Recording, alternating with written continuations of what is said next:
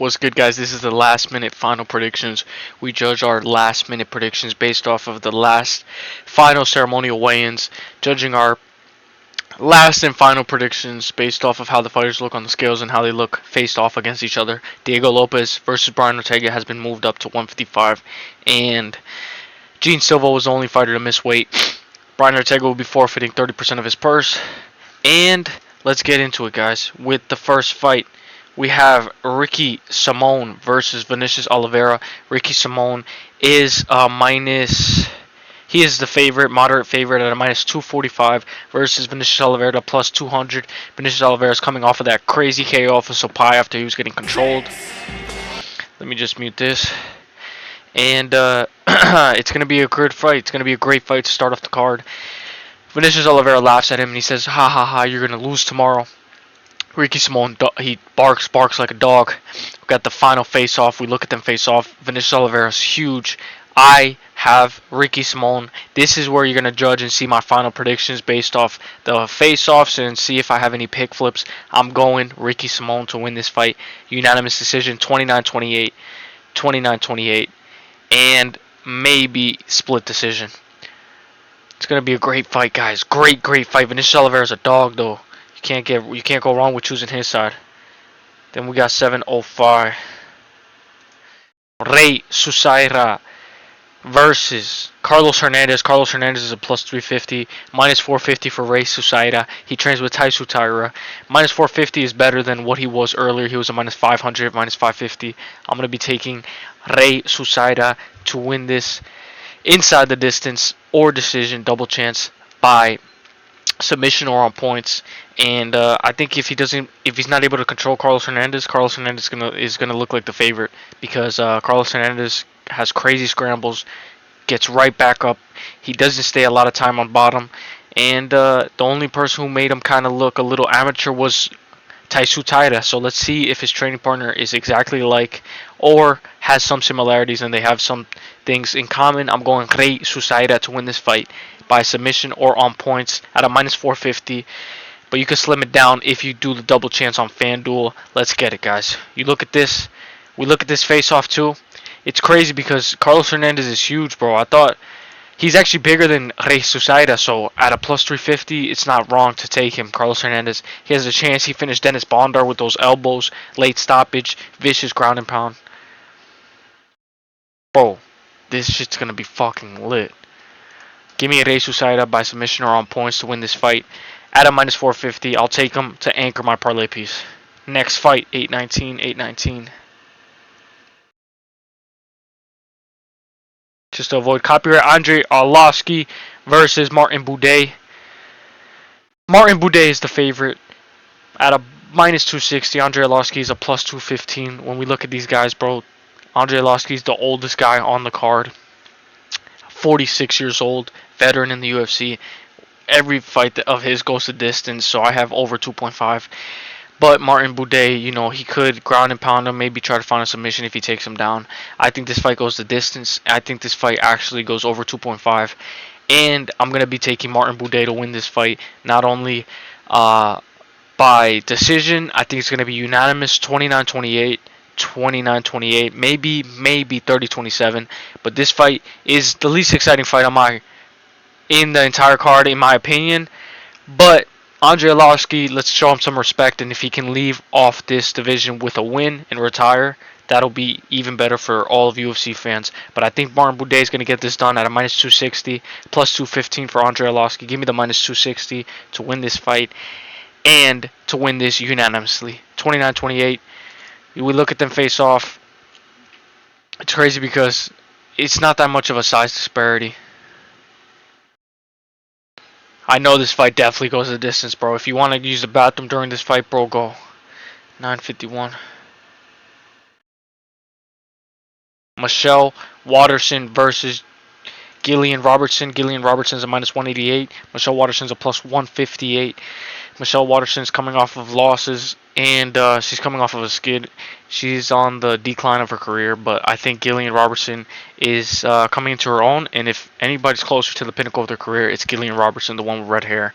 At a minus 188. She's going to be trying to take down Michelle Waterson. Michelle Waterson is going to be trying to defend the takedowns, and defend the entries. And she might try to reverse Gillian Robertson. But I'm going to be going Gillian Robertson to win this fight by submission.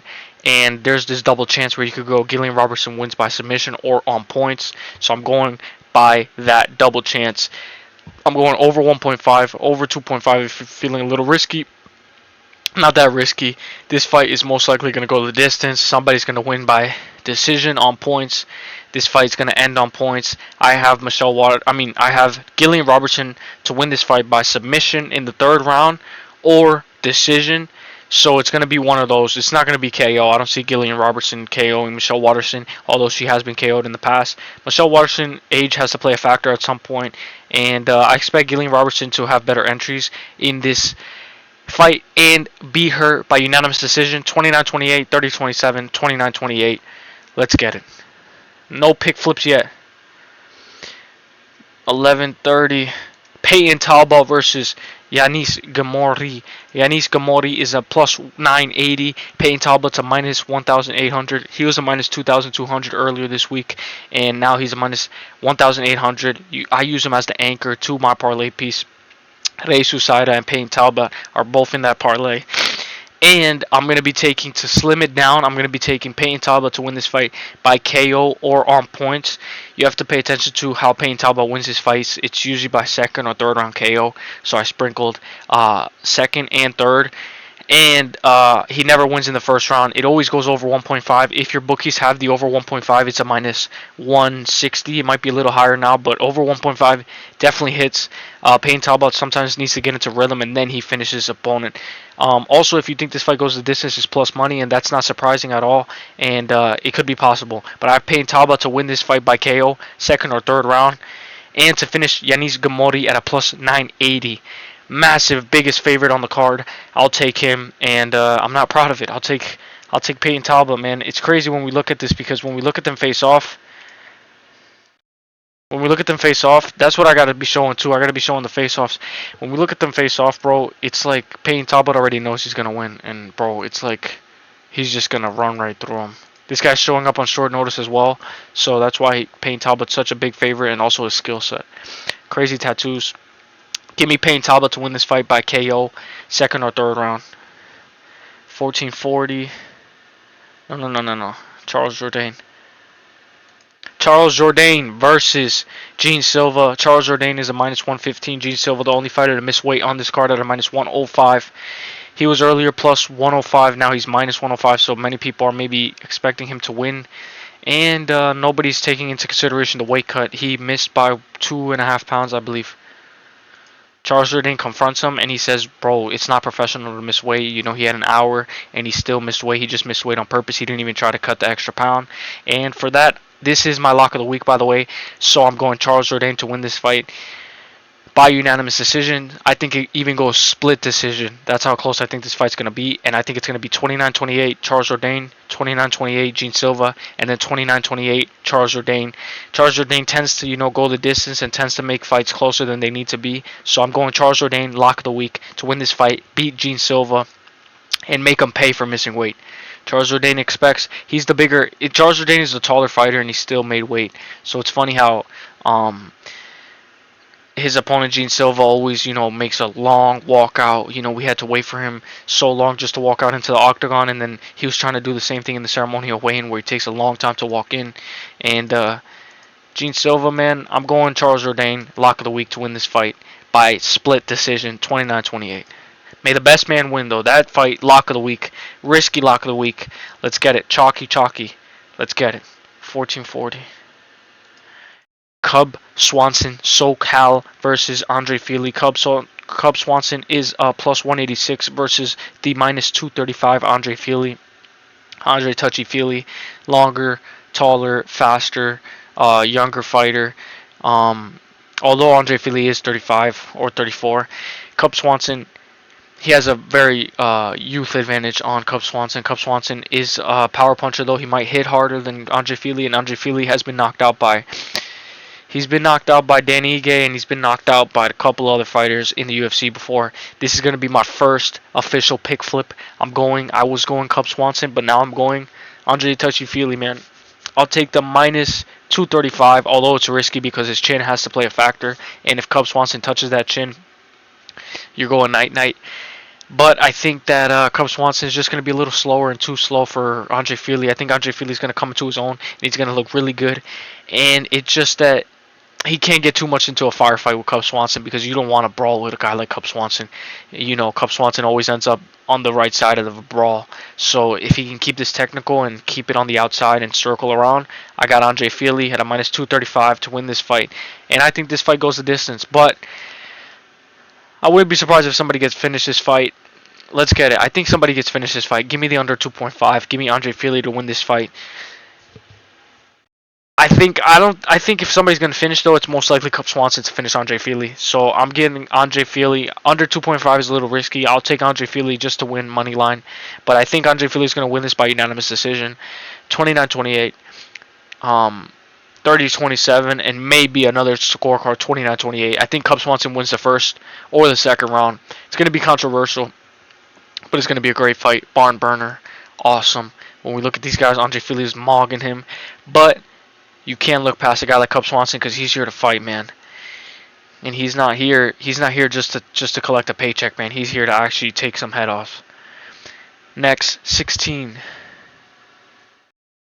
Body bags. Joe Body Bags Pyfer versus Marc-André Barriault. Marc-André Barriault is the underdog at a plus 235. Joe Body Bags Pyfer minus 300. If you have Joe Pyfer by KO, it's most likely going to happen. This fight does not go the distance. And I think Joe Pyfer is going to find his power and he's going to finish Marc-André Barriault. Marc-André Barriault does tend to go to decision. If you can't finish him, he does make a very good fight, and usually his fights go to split decision. So you have to pay attention to that. Maybe if Joe Pyfer gasses, who he gassed in the third round against Hermanson, and then lost the third, fourth, and fifth, he could lose by unanimous decision to Marc-André Barriault. But I'll take the minus 300 to win by KO. And I believe it's plus money, just Joe Pyfer to win by KO. Or you could say that this fight does not go the distance. I'll take Joe Pyfer to win this fight by KO, finish Marc-André Barriault in devastating fashion.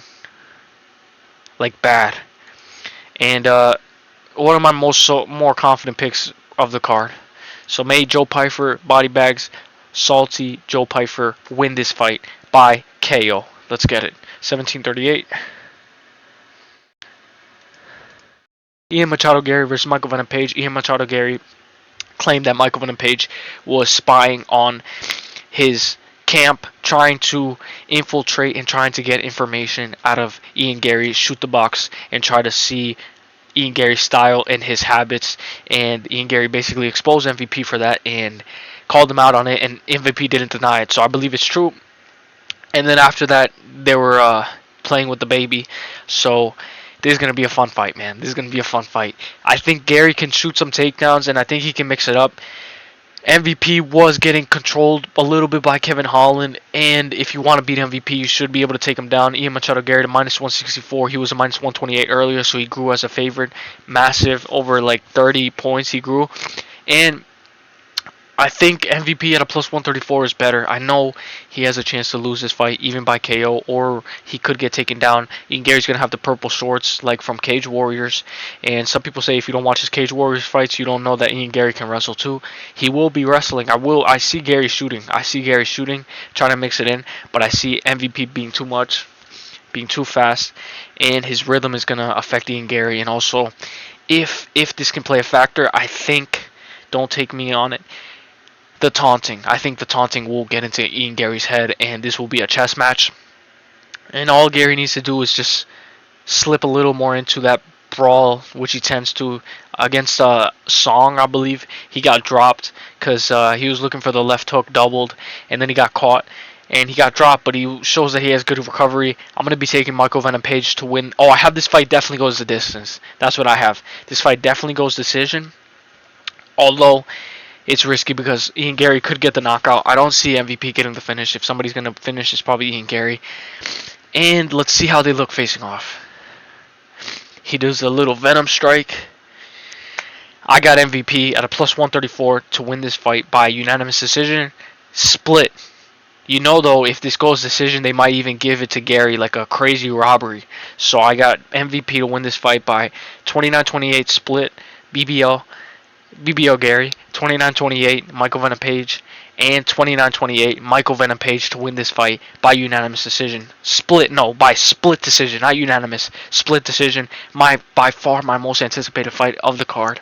Bro, this fight is going to be stacked. Not only that, it's going to be a barn burner.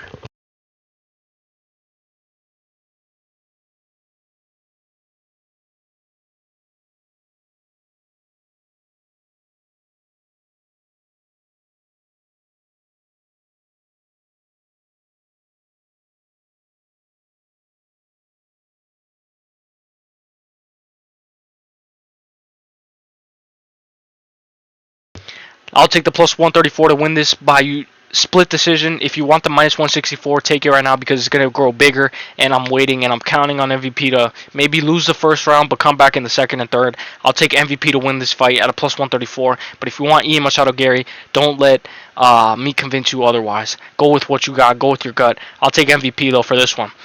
19-19.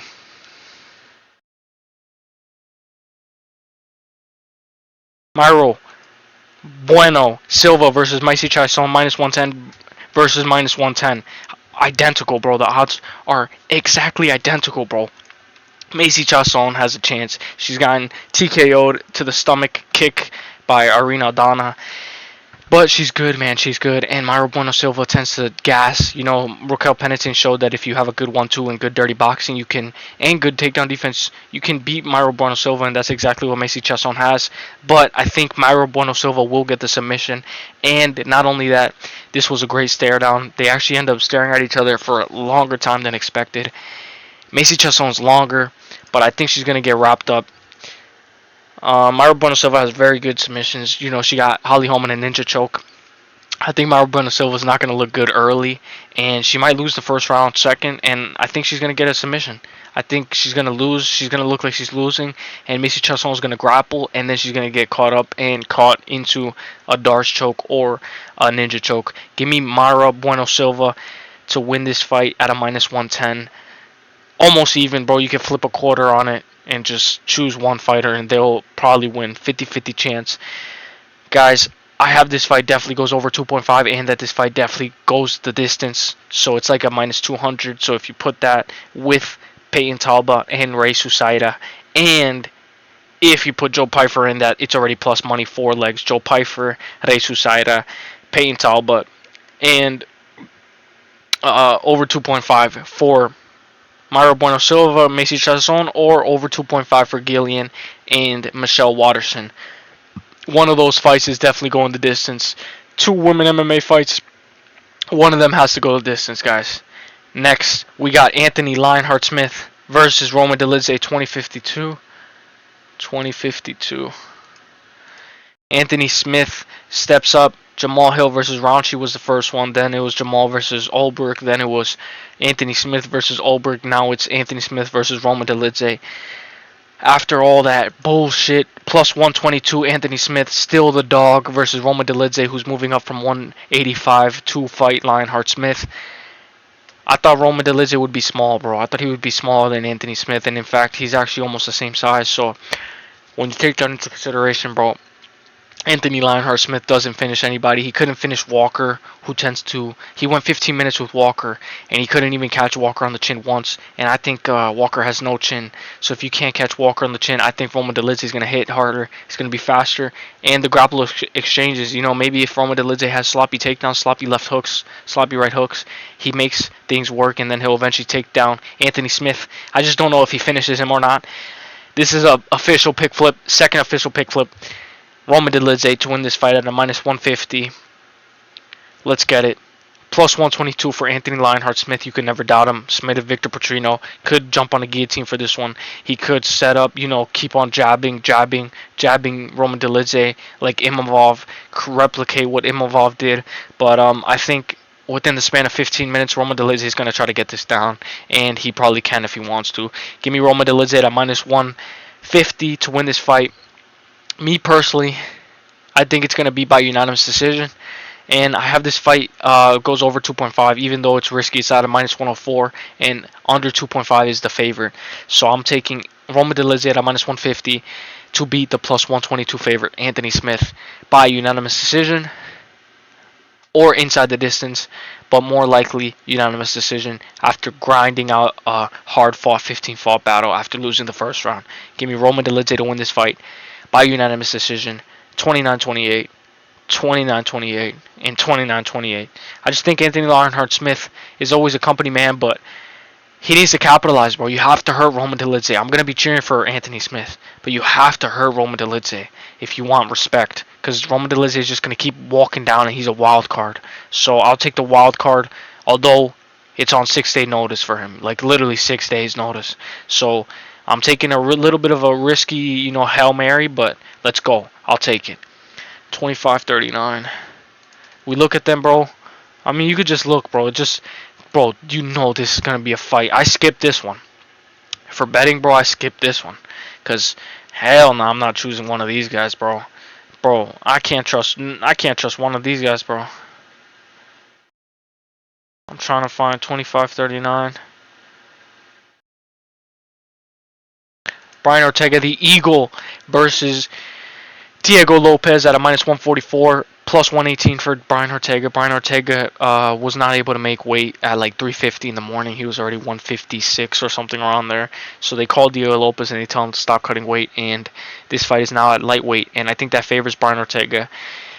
Because he doesn't have to look as dehydrated and replenish. He's already replenished. So I'm gonna be taking Brian Ortega T-City at a +118 to win this fight inside the distance against Diego Lopes. But when we look at them match up, Diego Lopes is huge, bro. He's probably most people have Diego Lopes by KO. So I'm gonna give you two choices: Diego Lopes by KO or Brian Ortega by KO or submission. That's nothing in between. Nothing in between. No ifs and buts about it.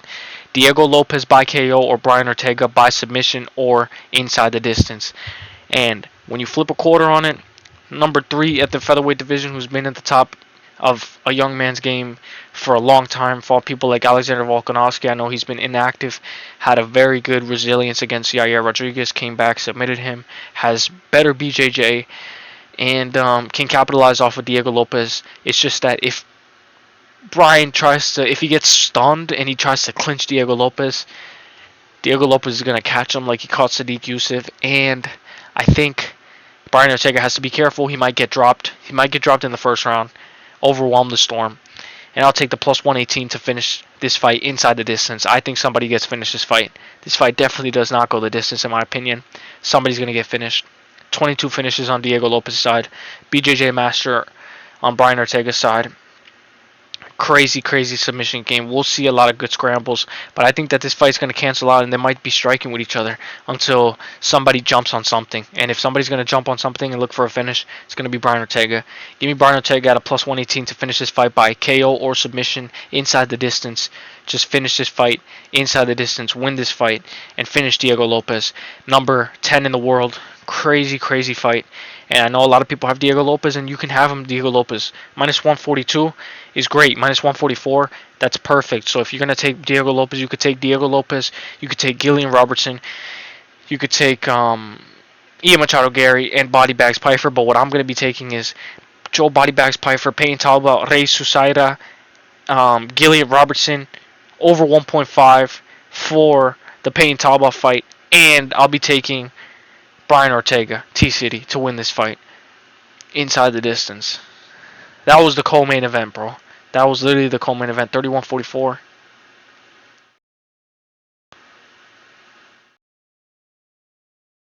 Alex Payton Pereira versus Yuri Prochazka. Yuri Prochazka's waiting. Supposedly, Yuri Prochazka got noticed about this fight 1 week prior to Alex Pereira. Yuri Prochazka has been claiming Alex Pereira has been using black magic with shamans doing rituals. And when Alex Pereira was asked this, Alex Pereira said everybody has their spirits. It's just depending on whether you want to channel them or not. So he did not deny using black magic. Some people are speculating that Alex Pereira has staph infection just because of his chest. I don't think so. I don't know. We'll see. Islam Makhachev was able to win with staph infection. Maybe if he does, it's right here. If he has staph infection, it's right here. I'm not going to take that into consideration. But with Alex Pereira, what do we have to take into consideration? We have to take into consideration the leg kicks. Not only the leg kicks, we have to take into consideration Yuri blocks with his face. Not only that, we have to take into consideration pressure. Pressure, pressure, pressure. But when Yuri pressures, he gets tired, and as you're pressuring, you get tired yourself as you're trying to get the other opponent tired. Alex Pereira lost the first round against Yuri Prochazka, but then towards the second round, as he was getting caught, he was able to find that left hook and put Yuri out and finish him. This time, I don't think we'll have no early stoppage, no questions about the finish. I think somebody gets finished this fight, and I think it's going to be in brutal fashion. We have to remember that Yuri was eating leg kicks and blocking punches with his face, but he won the first round off of Payton. He ate a bunch of leg kicks, though. A bunch of leg kicks. He has to do something about the leg kicks. But I think if he can overwhelm Payton with his striking, it tends to slow Payton down and slow down the leg kicks. But Payton will still be sneaking in leg kicks no matter what, every second that he gets, every chance that he gets. The longer this goes, the more it favors Yuri, in my opinion. Payton was taken down by Izzy in the third round, so we have to take that into consideration. Payton sometimes tends to take a round off if it tends to go longer.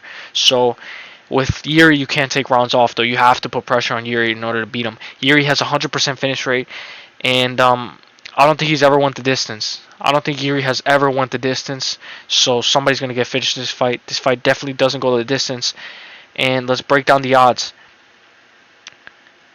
Let's break down minus 148 for Alex Pereira and plus 120 for Yuri Prochazka. Alex Pereira has been growing as a favorite. Minus 148. He was around minus 138 at the beginning. And here are some props. Here are my favorite props. Alex Pereira by KO. Money line plus 115. That's really good if you have that, because I don't think he's going to submit him, and maybe he might win by decision, but most likely somebody's getting finished this fight. Next prop. Yuri Prochazka by KO plus 200. I think just like that, money line is possible too, and somebody's going to get knocked out. So I have this fight ends by KO.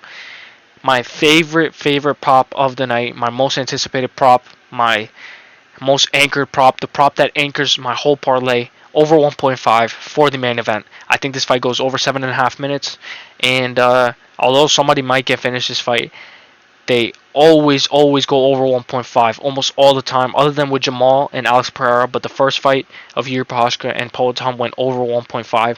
I think this goes over 7.5 minutes, and then a little bit of a Hail Mary you can sprinkle. Prochazka by submission. He submitted Glover in the 5th round, rear naked choke, plus 1,300. If you want that sub by Prochazka, it's possible. There's only 3 ways this fight can end, and it's by submission, KO, or decision. And I think somebody gets finished. So if you want the sub, you can sprinkle it. If you want the KO, I recommend you sprinkle it and think with your gut. I am going to be picking Yuri Prochazka to win this fight, and I know black magic we have to take into consideration. We have to take into consideration Payton. Hold on, brother. I'm casting a spell. We have to take into consideration all of that. We got to take into consideration every time Payton has all this stuff on his face, he's locked in. And the 2 weeks notice, we'll see how this goes. He cut weight. He made the weight. He was in Australia. I think we see a trilogy.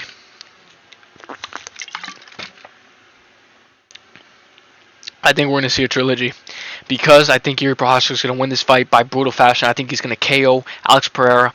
I think the spinning elbow is open, and I think he needs to throw more knees to the body. I think he needs to do what Israel Adesanya did in their second fight in the UFC. Israel Adesanya starts throwing body kicks, because when he throws leg kicks, Alex Payton knows how to check them really good, so he punishes you more than the leg kick itself punishes his opponent.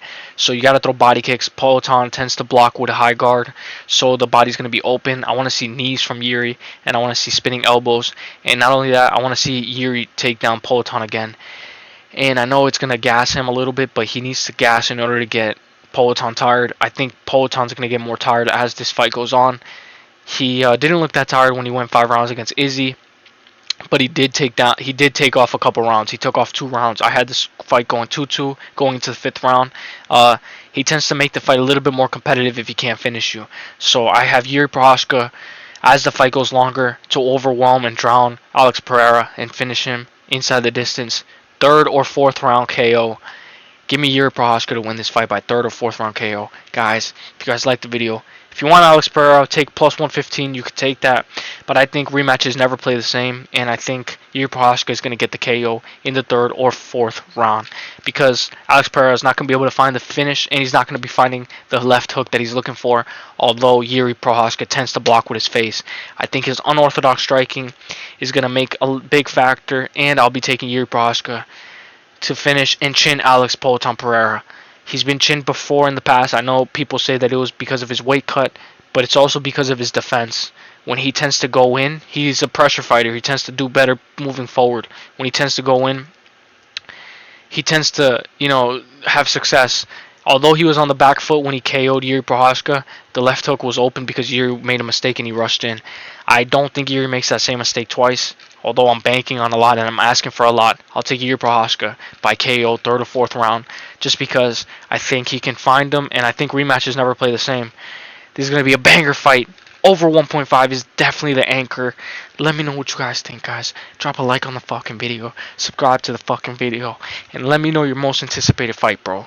Because this fight is fucking stacked. UFC 303 is stacked. I'll see you guys tomorrow, bro. Enjoy the fights. Let me know if you have Payton Pereira. Let me know if you have, like, submission. Or if you have by decision. If you have some crazy stuff. Because I'll take that into consideration and I'll reply. So, may the best man win. I have Yuri Prochazka, the samurai, to beat the wizard, Alex Pereira. Let's fucking get it.